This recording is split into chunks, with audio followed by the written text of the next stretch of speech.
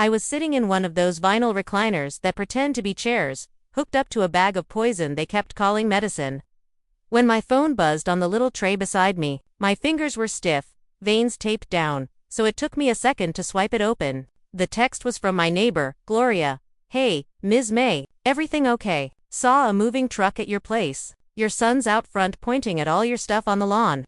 That's how I found out my only child had emptied my house while I was getting chemo. Not with a conversation, not with a family meeting, with a group chat message and a clearance sale driveway. The nurse fussed with my IV, asked if I needed a blanket. I just shook my head and stared at those words. Everything okay? My chest hurt in a way that had nothing to do with the cancer or the drip. I called him. Of course I did. You carry a baby for 9 months, raise him into a man. You never stop thinking you can still talk sense into him. I hit Darren and lifted the phone to my ear. He answered on the second ring, sounding out of breath like he'd been moving furniture. "Hey Ma, you at treatment? What's going on at my house?" I asked. My voice sounded too calm, even to me. That dangerous calm before a storm. Silence. Then a little huff. "Look, don't freak out, okay? That's how you know somebody's about to say something unforgivable. Don't freak out, we're just helping," he said. "You can't live there alone anymore. You know that. Me and Tina moved some of your stuff into storage. We're gonna stage the place. Get it listed." "Listed," I repeated. The form machine beeped. My heart did too. "Listed where, baby?" "For sale, Ma," he said, like he was explaining a math problem to a slow child. "Come on, don't do that. We talked about this." "We did not," I said. "You talked?" I said I'm not ready. "You remember that part?" "Yeah. Well, sometimes we gotta make hard choices for the people we love," he said. "The way your health is." I didn't hear the rest. My ears filled with that high ringing sound that happens when something deep in you cracks. There I was, 76 years old, breast cancer, stage 3, hooked up to a bag that might save me or might just drag things out, and my son was selling my house out from under me like he was flipping an old couch.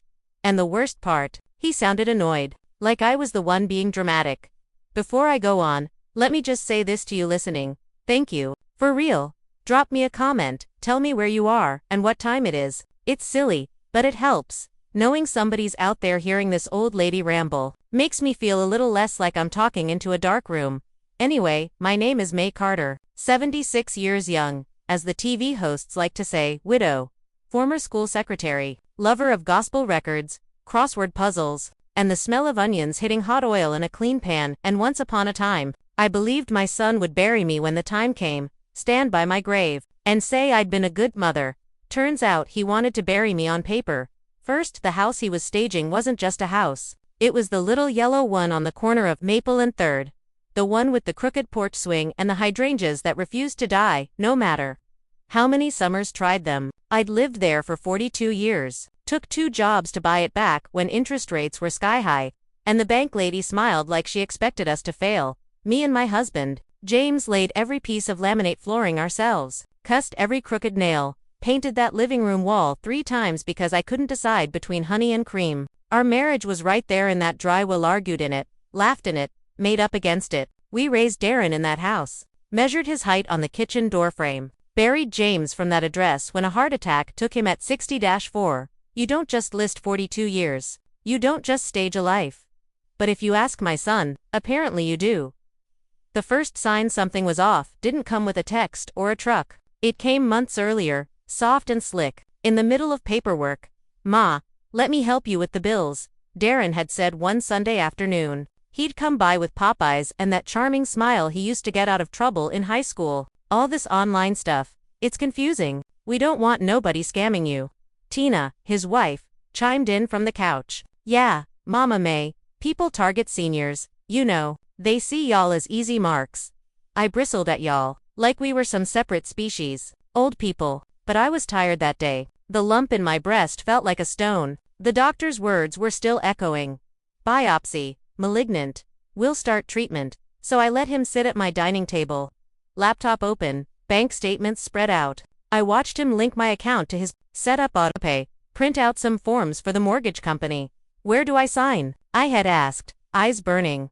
"Right there," he said, tapping the line with his finger. "Don't worry, Ma, I got you." Lord, if I had $1 for every woman who's gotten hurt right after somebody told her I got you, I'd never need Social Security. Back at the clinic, I hung up on him. I didn't shout. I didn't cry. I just hit end call and stared at that green button like I could push it and go back 10 years. The nurse came over. Checking my machine. Everything okay, Ms. May? No, baby, I said, my voice all used up, but the drip is working. She gave me that soft-eyed look they give cancer patients, that sad mix of pity and professional distance. I smiled at her like I was okay, because that's what women my age do. We act fine so nobody panics. Then I closed my eyes and started cataloging.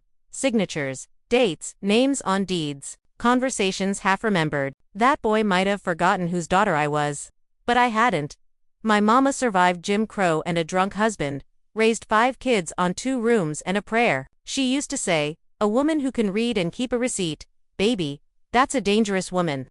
I could still read, and Lord knows I kept everything when the infusion was done. Janelle picked me up. No, not my daughter, my granddaughter. Darren's girl, 23, braid down her back, nails done, eyes tired from working double shifts at the nursing home. She opened the car door for me like I was glass. Hey, Granny, you look beat. I've been juiced like an orange, I said. So yeah, baby, I'm a little beat. Halfway home, I cleared my throat. You been by the house today? Janelle bit her lip and glanced at me. Daddy said he'd talk to you. Hum, I said, but I'm talking to you. She pulled over right there on the side of the road, put the car in park, and held the steering wheel like it was holding her together. He's cleaning it out, she said. He told me not to tell you yet, said you'd flip your lid. His words, not mine. I let that sit in the air between us. So whose idea was it? I asked. Tina's. Janelle blew out a breath. Both, mostly hers. She's been on Zillow like it's Instagram. Keeps saying, we could get top dollar, babe. Your mom doesn't need all that space. And what you say? She looked at me then, eyes wet. I said it was wrong. I told them. Daddy said I didn't understand adult stuff. Adult stuff. That's what they call betrayal now. Cute, but we drove to the house anyway. I needed to see it with my own eyes. When we turned the corner, my stomach flipped. There was a rented truck in front, ramp down, door wide open. My front lawn looked like a garage sale nobody invited me to. Boxes stacked. My old sofa, James's recliner, bins with my handwriting on them, Christmas, school papers, May's sewing. And there he was, my baby, my only child, 48 years old, beard trimmed sharp, wearing a t-shirt that said grind don't stop. Directing to men I'd never seen where to stack my life. He saw the car, cursed under his breath, and rushed over. Ma, you weren't supposed to come today, you just had chemo. Apparently I wasn't supposed to do a lot of things, I said, struggling out of the car before Janelle could help. Like live in my own house. Can we not do this out here? He hissed, glancing at the neighbor's blinds. You're making a scene. Oh, that lit a fire in my old bones. Making a scene. Child, I was about to give him a show, but the chemo had my legs shaking. I held onto the car door and looked him dead in the eye. Where's my bedroom set? In storage, he said. We got you a spot at Willow Creek. It's nice, Ma. They got activities and nurses and stuff. You don't gotta worry about nothing. We'll handle the grown-up things. Willow Creek.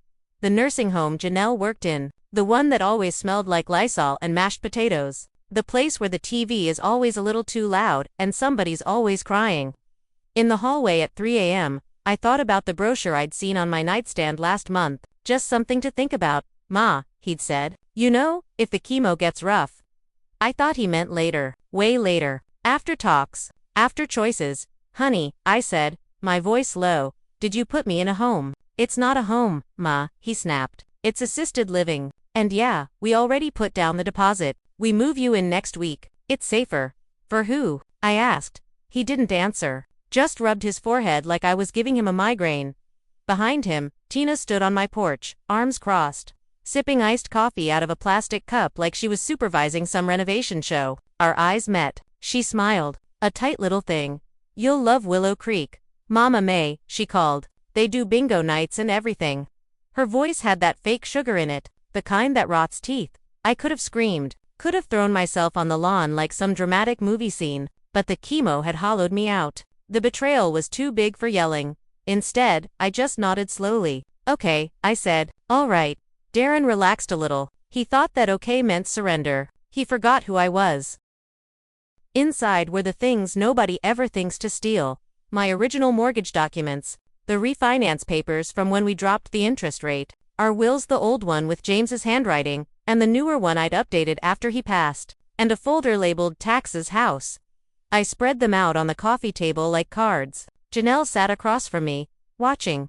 You okay, Granny? No, I said, but I'm awake now. She huffed out a laugh, wiping at her eyes. You want me to make some tea? Make it strong, I said. We got homework. See, what Darren and Tina had forgotten is this. The deed and the mortgage are two different beasts. One says who owns the house, the other says who owes the money. They'd pulled some slick stunt to get my name off the deed. Probably when I signed those mortgage forms with my hands still shaking from biopsy results. But the mortgage? The actual loan. Every page said borrower, May Louise Carter. And the tax bill, in nice big letters, owner of record, May L. Carter. You can play dress up with a deed for a while, but the county and the bank, they tell the real story. The next morning, Janelle took me, scarf and all, to see an attorney, elder law. The sign said. The waiting room was full of folks like me, gray hair, walkers, confusion in their eyes. Felt like a future funeral parlor. Then out comes this woman in a navy suit and sneakers, braids piled in a bun, glasses on a chain, sharp eyes that missed nothing. Ms. Carter, she called. That's me, I said, trying to stand. I'm Attorney Ross, she said, shaking my hand like I wasn't fragile. Let's talk about your trifling son. I liked her immediately in her office. I told the story, not the soft version, the real one, the chemo, the signatures, the assisted living, the moving truck, my things on the lawn. Janelle filled in the pieces I didn't know, like how she'd heard Tina on the phone saying, once we get that house money, we're out of here. Attorney Ross listened, nodding. Then she pulled the papers toward her and started reading, red pen in hand. Oh, they thought they were slick, she muttered. Hom. Okay, here's where they messed up. Ms. Carter, you ready? Please, I said. Number 1, she tapped the mortgage. Your name is still on this loan. That means without your documented consent, they can't legally transfer full ownership. They can record whatever forgery they want down at the county office, but that doesn't make it valid. It just makes it recorded fraud. Number 2, she lifted the tax bill. County still got you as owner of record. That's evidence of intent. You've continued to be treated as the owner by the government. And number 3, she smiled like a wolf. They tried to move you into a facility against your stated wishes while messing with your finances. That, my dear, is textbook financial elder abuse. Is that illegal? Janelle asked. Oh, very, Ross said. Civil, and possibly criminal. So here's what we're gonna do. We're gonna freeze everything. That's how I learned this little phrase that tasted sweeter than any dessert. Fraud investigation hold. She filed faster than I thought possible. Within a week, the bank had flagged my mortgage. No payments accepted. No refinance approved. No sale allowed. The house, on paper, was now a crime scene. Darren found out when his lender called him. He called me right after. Ma, what did you do? He yelled as soon as I answered. I told the truth. I said, the bank believed me. You're sabotaging us, he shouted. Do you know how this looks? We already have buyers interested. We put down a deposit on a new build. Tina's furious. I laughed. Couldn't help it? Tell Tina, I said. Bless her heart, I replied. And send my regards to that deposit. You can't do this, he said. I can, I answered. And I am. If you wanted the house so bad, baby, you could have just waited till I died. But y'all got greedy. That shut him up. Listen. I know some of y'all hearing this are thinking, that's still her baby. Trust me, my heart said it too. Every move I made, every paper I signed, some little voice whispered, that's your child. That's your boy. You held his hand crossing the street. You stayed up all night when he had the flu. But then another voice spoke up. My mamas. Babies grow into men. May. And men are responsible for what they do, not what you remember. I chose to listen to the second voice. They moved me into Willow Creek anyway for rehab after chemo officially. And I'll be real with you, it wasn't hell, but it wasn't home. The air smelled like bleach and overcooked peas. The TV in the lounge was always on some game show with the volume turned up just one notch too high. My roommate, Pearl, snored like a motor engine and cursed in her sleep. But there were good bits. Janelle snuck in real food, not that bland tray stuff. Some of the aides called me Auntie May and sat on the edge of my bed asking about my younger days like they were watching a movie. And late at night, when the hallway lights clicked to dim and somebody's gospel station played softly down the corridor, I'd lie there under thin blankets and plan.c. Freezing the mortgage was a start. It kept them from cashing out, but I didn't just want to stop the damage. I wanted to write the end of this story myself. One afternoon, Ross visited Willow Creek. Walked in that place like she owned it, heels clicking on the tile. She moved a chair by the window in the little family room, sat down with her laptop. "We can get your deed fixed," she said. "Judge'll reverse the fraudulent transfer, put it back in your name. We'll nail them on elder abuse, at least civilly. You'll get control." "Then what?" I asked. She blinked. "Then you keep your house." I looked out the window. The Willow Creek parking lot was cracked and full of potholes. Beyond the chain-link fence, I could just see the tops of trees on Maple Street. My street. Or, I said slowly, I sell it myself. She tilted her head. "Talk to me." "I don't want them circling my grave, waiting for the address to drop into their lap," I said. "I don't want to die wondering if they're gonna rent it, flip it, fight over it. This house has been an anchor around my neck and a roof over my head. I'd like it to be something else before I go. Something finished." Ross smiled. "You're talking about liquidating the asset and controlling its destiny. I like the way you think, Ms. May. Don't dress it up," I said, but I smiled too. "I'm talking about teaching my son a lesson he won't forget." We got the deed reversed first. That took a couple months. The court hearing was on a gray Tuesday. I wore my best wig and my church suit. Darren showed up in a blazer that still had the price tag string hanging off the armpit. Tina came in sunglasses like she was somebody. When the judge asked if I'd agreed to sign away my house, I looked him straight in the eye and said, "No, sir." When those papers were signed, I was sitting in a plastic chair with needles in my arm. My son used my sickness like a pry bar. The judge's jaw tightened. Elder abuse cases. They see more and more every year. He reversed the deed, admonished Darren, and ordered an investigation into the notary they'd used. Afterwards, in the hallway, Darren tried to catch my arm. "Ma, we can fix this as a family. You didn't have to drag us to court." "You dragged us here," I said softly, "when you put me in that home and took my furniture." "So what now?" he demanded. "Now," I said, "now I decide what happens to my house. And you, baby, are gonna learn to rent." He opened his mouth like he was going to argue. Then he saw something in my face and shut it, maybe for the first time in his life. He realized I wasn't bluffing. Here's the thing nobody tells you about revenge in old age. The goal ain't to hurt them. Not really. It's to set the record straight before you run out of pages.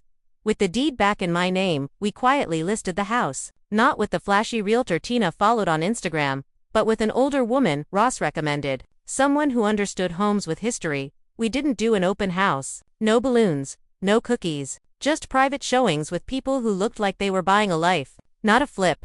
A young couple came through, teacher and nurse. 2 little boys who ran their fingers along my doorframe with the old height marks. The mama looked at my kitchen like it was a dream, not an eyesore. "We'd keep the porch swing," she told the agent. "And those hydrangeas. Lord, I love them." That was it. Right there. I said yes. We closed while I was still at Willow Creek. I never even saw the final walkthrough. Didn't need to. I'd already said goodbye in my heart. The money went into an account Darren couldn't spell, much less access. Ross set up a trust, monthly disbursements to me, then to Janelle and my 2 grandsons. Not a penny to my son. Not out of cruelty. Out of boundaries. A few weeks after closing, Darren called me at the nursing home. "Ma, I drove by the house," he said. His voice was tight, like he'd swallowed rocks. "There's a sold sign in the yard." "What did you do?" "Funny thing," I said, flipping through my TV channels. "You remember when you put me in here and told me you'd handled the grown-up things? Well, I handled one. You sold my childhood home without talking to me," he snapped. I let that hang for a second. "You changed the locks on me while I was getting poison pumped into my veins," I said. "So yeah, I sold my house without consulting you. We even now." He started to cry, ugly, gasping sobs I hadn't heard since he was 10, and broke his arm falling off his bike. For a sliver of a second, my heart cracked for him. Then I remembered my neighbor's text, my couch on the lawn, the way he told me Willow Creek had activities and nurses, the way Tina had said bingo like it was a consolation prize for being discarded. "You ruined my future," he choked. "We were counting on that money. We already put deposits on a bigger place." "Baby," I said, and my voice came out too soft. "You ruined your own future the day you decided I was a burden instead of your mama." He cursed under his breath. "You'll die there alone. You know that, in that home." I'd rather die here on clean sheets, I chose, I replied, than in that house, hearing y'all talk about me like I'm luggage. He hung up. I stared at the dead phone line for a while, then put it down, and turned to Pearl. You hear that? I asked. She snorted. Hard not to, sugar. Thin walls. I told you that boy wasn't right. I laughed. For the first time in months, it felt good. People think the story ends there. House gone. Sun cut off. Justice served. Roll credits. Life isn't that tidy. Cancer kept doing its thing. Some days I felt strong enough to do laps around the hallway. Other days I couldn't make it to the bathroom without help. Willow Creek became less temporary stop and more where I live now. At first, that hurt worse than losing the house. I'd walk or shuffle past other residents' rooms, hear their TVs, see their family photos taped to the walls, and think, is this it? Is this where we all end up? Beige walls and pudding cups. But life has this funny way of sneaking in little bits of light. One of the CNA's, a big guy named Malik with tattoos and the softest hands you ever felt, started wheeling me down to the courtyard in the afternoons. We'd sit under this scraggly maple tree and watch the birds fight over the bird feeder. You always look like you're thinking about something heavy, Ms. May, he'd say. I am. I'd reply, I'm trying to decide if I want to haunt my son after I die or let the Lord handle him. He'd throw his head back and laugh. You wild. The activities director, a 20-something girl with purple hair, brought me books from the library. Not just the big print romance ones either. Real novels. History and mystery and poetry. And Janelle. That girl was my lifeline. She'd come after her shift, curl up in the visitor chair, do her homework, and fill me in on her mess of a love life. You know, you're the reason I switched to night shift, she told me once, so I could be here with you in the evenings. Day shift don't deserve your jokes.